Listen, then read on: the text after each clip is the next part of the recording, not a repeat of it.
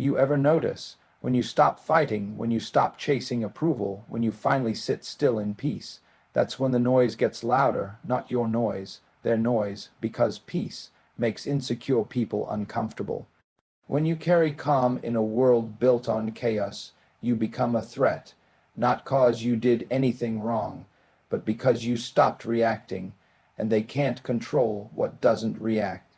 See, people get confused when you don't flinch, when you don't argue, when you don't explain yourself 10 different ways. They mistake your silence for weakness, but truth is your peace, is power under control. They want you to be loud, angry, desperate, because that makes them feel safe. But when you walk with quiet confidence, when you don't match their energy, now they're exposed. Now they gotta face themselves. And that's why they can't stand your peace, because your peace reminds them of the war going on inside them. Keep it, protect it, don't ever apologize for having it, because when peace lives in you, you don't have to prove anything. You just be, and let me tell you this, the person who walks in peace always walks in power. Peace makes insecure people uncomfortable. Your calm highlights their chaos. When a person is constantly at war with themselves, they grow addicted to the noise. The overthinking, the insecurity, the opinions of others, it becomes their soundtrack. So when you walk into the room steady, quiet, and grounded, you don't just enter the space, you challenge their reality. Your calmness becomes a mirror, and suddenly they can't hide. They can't pretend to be fine when your stillness exposes how restless they truly are. You don't even have to say a word. The way you breathe, the way you move, the way you stay composed under pressure, it speaks louder than any argument ever could. And that's what unsettles them. Insecurity thrives in comparison. It needs to measure itself against others to feel alive. So when someone shows up who doesn't need attention, doesn't need validation, doesn't need to prove anything, it disrupts the system. It makes the insecure person wonder, why am I so loud about things this person seems so settled in? Your peace forces them to notice their own lack of it. And instead of facing that, they deflect. They criticize you. They label you as distant, arrogant, fake, cold, anything but what you really are, centered. But here's the deeper truth: peace isn't the absence of problems. It's the presence of clarity in the middle of them. And clarity is dangerous to people who are addicted to confusion. Your calm energy doesn't just highlight their chaos, it threatens the excuses they've built around it. Because if you can be calm in the same world they're panicking in, what does that say about the story they keep telling themselves? That maybe, just maybe, the problem isn't the world, it's them. And that's too much truth for some to swallow. You'll find this in relationships, in workplaces, even in friendships. People who haven't dealt with their wounds often get offended by your healing. They don't understand how you can sit still, breathe deep, take your time while they're racing, shouting, burning out. And the mistake they make is thinking your peace is weakness. They see you being quiet and assume you're passive. They don't realize it takes strength to stay calm when chaos is knocking on your door. It takes restraint to hold your tongue when disrespect shows up. It takes discipline to not engage with nonsense just because it's loud. Peace is not weakness, it's self-mastery, and still, that discomfort shows up. Because insecure people crave reaction, they feed off drama. So when you don't play the game, when you don't take the bait, they feel powerless, and no one likes feeling powerless. That's when the attacks come. The tests, the gossip, the pokes and prods trying to get you to flinch. But the more you stay rooted, the more they unravel, because your peace is louder than their shouting. Your calm energy calls their bluff. You become living proof that there's another way to exist, and not everyone is ready to accept that. But your job isn't to explain your peace, it's to protect it. You didn't work this hard, cry those tears, pray those prayers, overcome those storms, just to hand your calmness over to people who never did the work to understand it. Let them be uncomfortable, let them misunderstand you. Let them project, because at the end of the day, your peace isn't about them. It's about you. And the moment you start choosing it over their approval, you start walking in real power. People can't control what doesn't react. Your non-reaction is your power. Control often disguises itself in the form of provocation. People push your buttons not always because they want a response, but because they need one. That reaction, that spark of anger, fear, or insecurity, gives them a sense of power over you. It confirms that they still have access to your peace, your mind, your emotions. That's why silence, restraint, and stillness can be so unsettling to certain individuals. When you choose not to react, when you withhold your energy, you cut off their fuel. Suddenly, they're left standing there with no chaos to feed off, no drama to escalate, no weakness to exploit. And that's where your power begins, not in how loudly you can clap back, but in how calmly you can stand still. Your non-reaction isn't a lack of strength. It's a deliberate refusal to be moved by nonsense. Not every insult needs a reply. Not every rumor needs clarification. Not every stare, word, or test needs an answer. Sometimes the strongest thing you can do is look at the storm and say, "Not today." People who thrive off control don't know what to do when you stop playing their game. They come at you expecting the same pattern, the same defense, the same breakdown, and when you just don't react, that's power, that's growth. That's when you stop being predictable and you start being untouchable. Most people confuse reaction with relevance. They think if they can get under your skin, they matter to you. That's why the moment you detach, the moment you stop responding with emotion, they feel invisible. And for those whose self-worth is tied to the attention they can get from others, your silence becomes louder than any scream. That's why non-reaction doesn't just remove their control, it forces them to sit with themselves, to face their own motives, to question their behavior. You didn't fight them. You didn't argue. You just didn't give them what they came for, and that, to them, is a loss. We live in a world addicted to reaction. Outrage, offense, drama, it all depends on your ability to be triggered. And when you rise above that, when you move from a place of emotional discipline rather than impulse, you become the exception. You become dangerous because people can't manipulate what they can't move. They can throw the insult, post the status, twist the truth, but if you don't bite, if you don't blink, the game ends before it starts. You take back control not by fighting for it, but by refusing to give it away in the first place. And make no mistake, this kind of control over your reactions doesn't come easy. It comes from pain. From learning the hard way that not every battle is worth your energy. It comes from growing tired of being someone else's puppet. From realizing that being calm is not passive, it's intentional. You learn to breathe instead of lash out. To pause instead of post. To walk away instead of prove your point. You learn that silence can speak volumes, and that stillness can be the loudest statement in the room. That's why your non-reaction is more than just peace, it's protection. It guards your mind, your time, your spirit, and most importantly, it keeps your power where it belongs, in your hands. Because when people can't get a rise out of you, they can't pull you down to their level. They can't use your reaction as proof of their influence. You become steady, unshaken, in control. And in a world obsessed with triggering chaos, there is nothing more powerful than a person who chooses not to be moved. Silence is often mistaken for weakness, but it's really wisdom and restraint. People expect noise. They expect a reaction, a defense, a comeback, some kind of proof that you're engaged in the conflict. When you don't give them that, they assume you're scared, unsure, or incapable. They think you've lost simply because you chose not to respond. But what they don't understand is that silence is not always a sign of surrender. Sometimes it's the mark of someone who sees everything, understands more than they let on, and simply chooses not to waste energy on what doesn't deserve it. Silence, in its most powerful form, is control not of the outside world, but of yourself.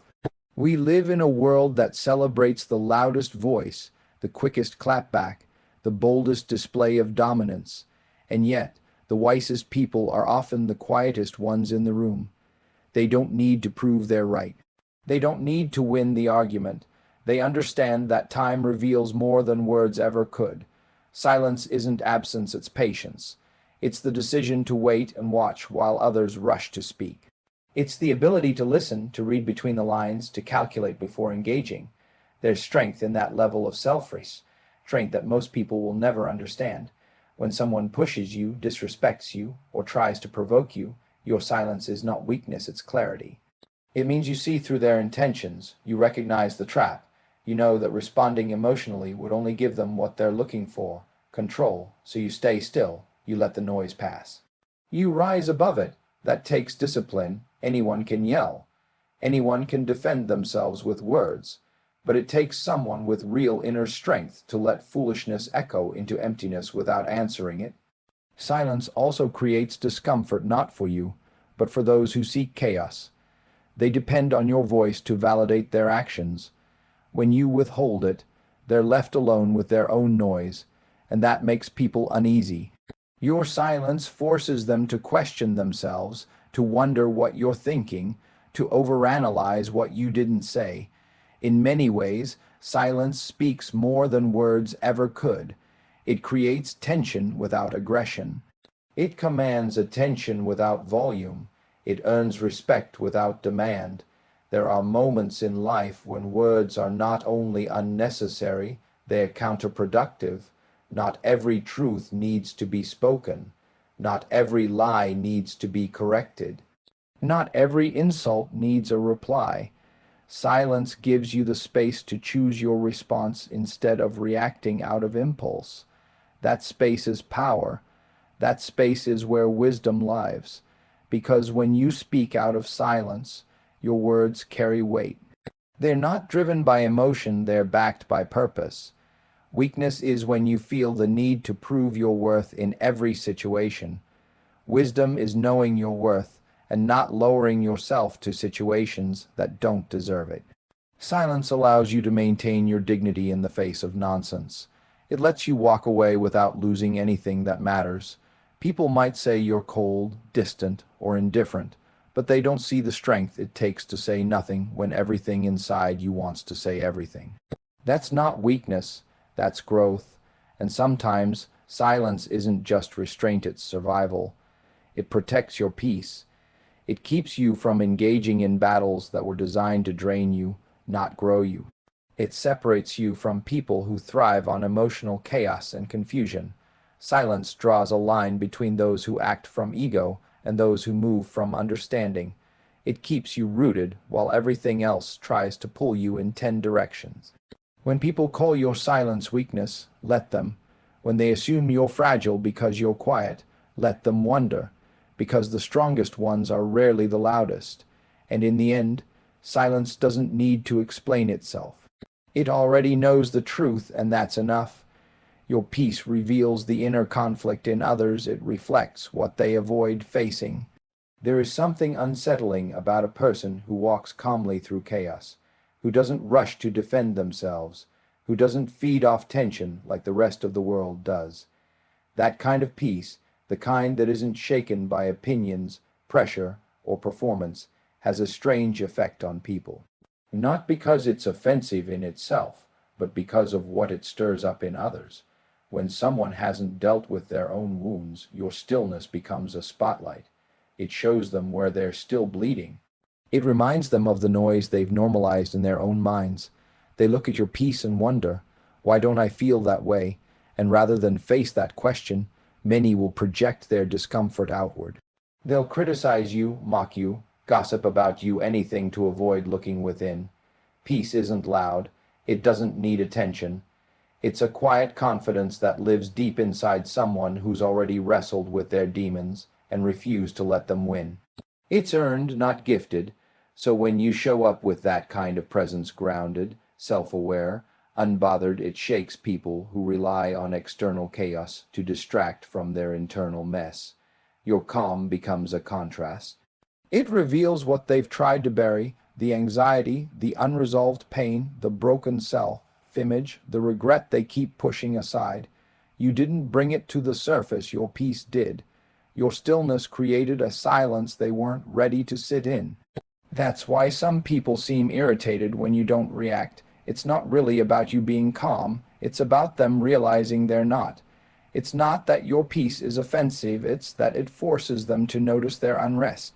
When you don't match their energy, when you don't take the bait, when you don't play the emotional ping-pong game they're used to, you strip away their ability to hide behind distraction.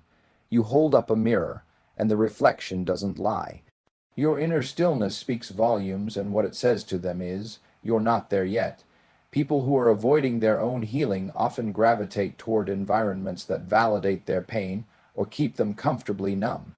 They prefer noise over silence, drama over stillness, busyness over presence. So when you step into that space carrying peace, you're not just being different, you're disrupting a system. You're exposing how unnatural it is to constantly live in reaction. You're making them question their patterns, their choices, their coping mechanisms, and that's hard for someone who hasn't learned to face themselves. It's easier for them to label your peace as fake, boring, or detached than it is to admit they're out of alignment with themselves. And yet, this is the quiet influence of someone who's done the work. You don't have to preach, persuade, or push. You just be, you live it, you embody the healing you fought for, and in doing so, you challenge others without saying a word. You don't tell them what they're doing wrong, your peace shows them. It makes them feel the gap between surviving and thriving, between reacting and responding, between chaos and clarity.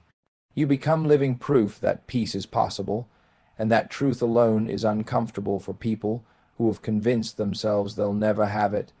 But it's not your job to shrink for their comfort. You didn't come this far to dim your light so others can stay in the dark. Your peace isn't arrogance, it's evidence. It's a sign of internal work, of spiritual maturity, of emotional discipline. And if that makes someone uncomfortable, that's not your burden to carry. Let your peace speak. Let it convict, challenge, unsettle, and stir. Because at the end of the day, your peace isn't just yours, it's a message, and it will always reveal what others would rather keep hidden. Staying grounded triggers those who feed on drama. Stillness is intimidating to the unstable. Some people thrive in dysfunction. They aren't just used to chaos, they crave it. Drama becomes their normal, conflict becomes their comfort, and emotional turbulence becomes their identity. So when you choose to stay grounded, calm, consistent, and emotionally stable, you break the rhythm they're used to dancing in. You disrupt the energy they know how to navigate. Your stillness feels unfamiliar, even threatening, because it makes their chaos look exaggerated. It highlights just how unsteady they really are. And instead of self-reflecting, many will attack the very peace they wish they had, not because they don't want it, but because they don't know how to function in it. To someone who constantly seeks validation through conflict, your ability to stay unmoved is confusing. You're not flinching. You're not explaining. You're not emotionally rising to every baited statement or emotional jab. That kind of self-control threatens people who manipulate with emotional highs and lows. They can't play their usual games with you because you're not on the same frequency. Your grounded presence interrupts the script they've been running. And that, to someone who needs drama to feel significant, feels like rejection. People who live in a state of emotional volatility find identity in being reactive. Their sense of self is built around how things make them feel in the moment, not based on truth, not based on discipline, but on emotional impulse. So when you choose not to mirror their mood swings, not to participate in their chaos, you reflect their instability back to them. You show them another way of being, one that requires internal work they've avoided. That's why your stillness makes them uneasy. You're not just different, you're revealing the instability they've worked hard to normalize. It's not about being perfect or above anyone else. It's about refusing to let someone else's storms throw off your balance. When you're grounded, You don't deny that storms exist, you just don't let them control you. You've done the work to build roots so deep that wind doesn't scare you anymore. You're anchored in something bigger than emotion. You've been through too much to let surface level chaos pull you out of alignment. But people who haven't built that foundation will try to shake yours just to see if it can be done. Your stability calls out their instability without you saying a word, and that's what makes you a target. You may notice they'll poke at you, test you, even accuse you of being cold or disconnected, all in an effort to provoke a reaction. Because if they can get you to react like them, they feel validated. If they can pull you into their drama, they regain control. But when you stay grounded, when you respond instead of react, when you move with intention instead of emotion, you remind them that control over self is possible, and that's a truth some people aren't ready to face. Staying grounded doesn't mean being passive. It means being rooted. It means responding with wisdom instead of noise. It means knowing who you are so clearly that no situation can shake your identity. And when you carry that kind of clarity, people who are fueled by confusion can't stand it. They'll misunderstand you, mislabel you, and try to shake you not because you've done anything wrong, but because your peace reveals their imbalance. Stillness doesn't mean you're not paying attention. It means you've chosen what to give your energy to. You don't jump at every distraction. You don't panic at every shift. You move with purpose, and that kind of presence, steady, rooted, calm, is rare. It unsettles the unstable because it confronts the reality they've been avoiding, that real strength isn't loud, it's centered, and some people would rather live in chaos than admit they're standing on shaky ground. Peace is not passive, it's power under control. The strongest are often the quietest. There is a misconception that peace is weakness, that calmness is a lack of drive or passion. In a world that rewards loud voices, fast reactions, and public displays of dominance, we often forget that real strength doesn't need to be loud. It doesn't need to shout to be heard or flex to be respected. The person who remains composed in a storm, who listens more than they speak, who can carry their pain without making it everyone else's problem, that is the one who holds true power. Peace isn't about being passive. It's about being so rooted within yourself that you don't need to constantly prove your worth. Power under control is one of the most dangerous forms of strength. Think about it, anyone can throw a punch when they're angry. Anyone can raise their voice when they feel disrespected. But how many people can stay calm when they are provoked? How many can choose patience over pride? That's where peace shows up, not as a lack of emotion, but as the discipline to direct that emotion wisely. The strongest people are not the ones who never feel rage or frustration. They're the ones who have learned how to master those emotions so they don't end up mastered by them. Peace is the result of inner warfare that has already been fought. It's the product of battles faced in silence, of lessons learned in isolation. People who carry peace are often the ones who have been through the most, but they don't need to advertise it. Their strength is subtle, but it's felt. When they walk into a room, their energy speaks before they do. There's a weight to their presence, not because they demand attention, but because their calmness unsettles those who rely on chaos. It challenges the idea that volume equals strength. That power comes from dominance, that authority is always aggressive. In reality, the greatest authority often shows up in silence. People underestimate the power of peace because they don't understand the restraint behind it. They think you're soft because you don't lash out. They think you're uninterested because you don't argue. What they fail to realize is that it takes far more strength to hold back than to lash out. It takes maturity to let go of the need to win every argument, to walk away from unnecessary battles, and to choose growth over ego.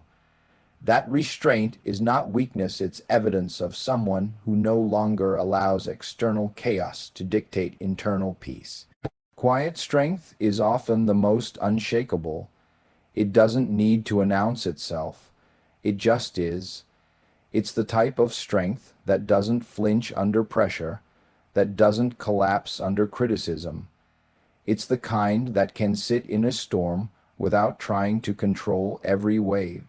And that kind of peace makes others nervous because they can't predict you, they can't manipulate you, you don't react the way they expect, you don't give them the emotional chaos they need to feel in control. Your silence disarms them, your calmness throws off their script, and that's when they realize this isn't passivity, this is power with direction. There's courage in staying still when the world demands a response. There's authority in the choice to be peaceful in a situation where you have every right to fight. Peace isn't the absence of strength, it's proof that you have nothing to prove, and often those who speak the least feel the deepest. Those who move slowly think clearly. Those who are quiet on the surface carry storms they've already conquered. So don't mistake peace for weakness. Don't confuse stillness with fear. Sometimes the most dangerous person in the room is the one who has already won the battles no one else could see. So let them wonder why you don't flinch. Let them question your silence, your calm, your restraint. Because what they're really witnessing is discipline, wisdom, and power under control.